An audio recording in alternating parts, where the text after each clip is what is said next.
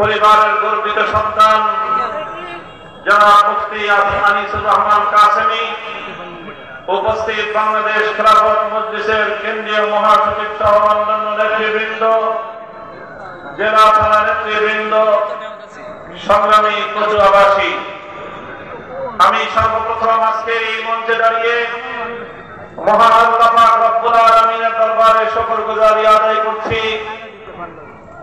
বাংলাদেশের অবিসংবাদিত এক মহান ব্যক্তিত্ব, ইতিহাসের এক কিংবদন্তি মহাপুরুষ, আধ্যাত্মিক মহান ব্যক্তিত্ব উজানির হযরত কারি ইব্রাহিম রহমতুল্লাহ আলাইহির স্মৃতিধন্য এই মাটিতে আজ আপনারা প্রমাণ করেছেন কচুয়ার মাটি ইসলামের ঘাঁটি।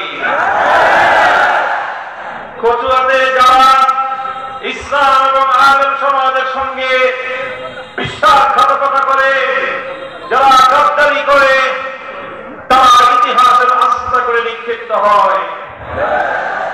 সংগ্রামী সাথী ও বন্ধুগণ, 2001 সালে কচুয়ার এই মাটিতে আমার মরহুম পিতা শাইখুল হাদিস আল্লামা আজিজুল হক রহমতুল্লাহ আলাইহির আশীর্বাদ এবং তার দোয়া এবং তার সমর্থনে কচুয়া বিপুল ধর্মপ্রাণ মুসলমানেরা মখা আলমগীরের বিরুদ্ধে অবস্থান গ্রহণ করায় ধানের শীষের প্রতীক নিয়ে নির্বাচিত হয়ে সংসদে প্রতিনিধিত্ব হয়েছিল। সংগ্রামী সাথী ও বন্ধুগণ, 2008 সাল থেকে 2024 সাল বাংলাদেশের ইতিহাসের এক বর্বরতম কালো অধ্যায়। বাংলাদেশের ক্ষমতার মসনদে ইতিহাসের বর্বরতম জালিম ফ্যাসিবাদী সরকারের ক্ষমতার মসনদে বসে থাকার ইতিহাস। 8 থেকে 24 বছর 24 সাল পর্যন্ত বাংলাদেশের 15 বছরের ইতিহাস গুম, হত্যা এবং ত্রাসের রাজত্ব কায়েম করবার ইতিহাস। 15 বছরের ইতিহাস বাংলাদেশের সম্পদকে লুটপাট করে বিদেশে বেগম পাড়া করবার ইতিহাস। বিগত 15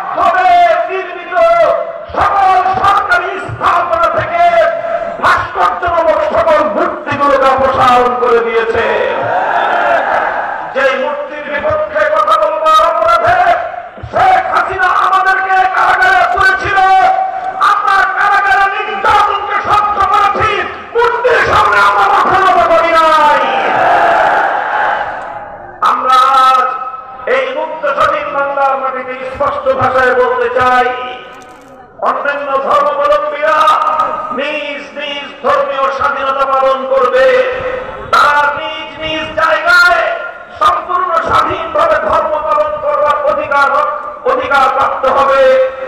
আমরা রাত জেগে পাহারা দিয়ে প্রতিটি সংখ্যালঘু মুসলিমের ধর্মীয় নিরাপত্তা, নিরাপত্তা নিশ্চিত করবার ওয়াদা করছি জাতির সঙ্গে। আমরা 5ই আগস্টের পর এদেশের আলেম সমাজ, এদেশের ইসলামী সংগঠনের নেতা কর্মীরা হিন্দুদের মন্দিরে পাহারাদারি করেছে, বৌদ্ধদের প্রেরণাগুলোকে নিরাপত্তা দিয়েছে, তারা খ্রিস্টানদের গির্জাগুলোকে নিরাপত্তা দিয়েছে। কোন সাবোটাজ এবং আত্মঘাতী কোন কার্যক্রম কাউকে পরিচালনা করতে দেয়নি। সেই জায়গা থেকে বলছি, হিন্দুরা ওদের মন্দিরে মূর্তি বানাবে, মূর্তি পূজা করবে, সেটা তাদের ধর্মীয় আচার অনুষ্ঠান, কিন্তু মুসলিম জনপদে রাষ্ট্রীয় অর্থে আর কোন মূর্তি কালচার বাস্তবায়িত হবে না, হবে না ইনশাআল্লাহ।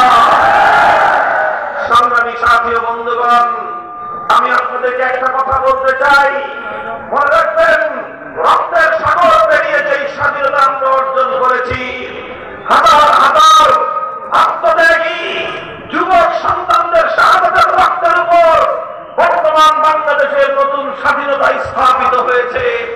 মনে রাখতে হবে, স্বাধীনতা অর্জন করা যত কঠিন, স্বাধীনতা রক্ষা করা তার চেয়েও বেশি কঠিন। ইতিপূর্বে আমরা দেখেছি 1971 সালে এক সাগর রক্ত পাড়ি দিয়ে